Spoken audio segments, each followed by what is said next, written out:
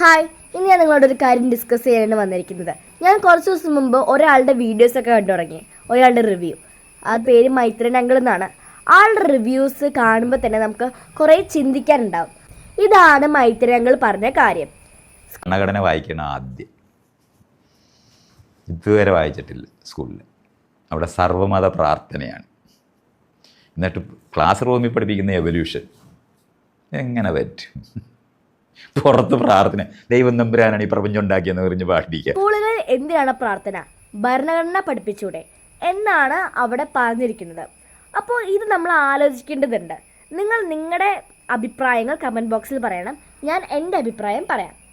അത് പഠിപ്പിച്ചൂടെ കുട്ടികൾക്ക്? എന്തിനാ പ്രാർത്ഥിക്കാനായിട്ട്? നമുക്ക് ദേവാലയങ്ങളുണ്ട്, അമ്പലങ്ങളുണ്ട്. അപ്പോൾ എന്തിനാണ് സ്കൂളുകളിൽ പ്രാർത്ഥന? നിങ്ങൾ ചിന്തിച്ച് നിങ്ങളുടെ അഭിപ്രായം പറയുക. ബായ്. ഇഷ്ടപ്പെട്ട ഫോളോ ചെയ്യണേ.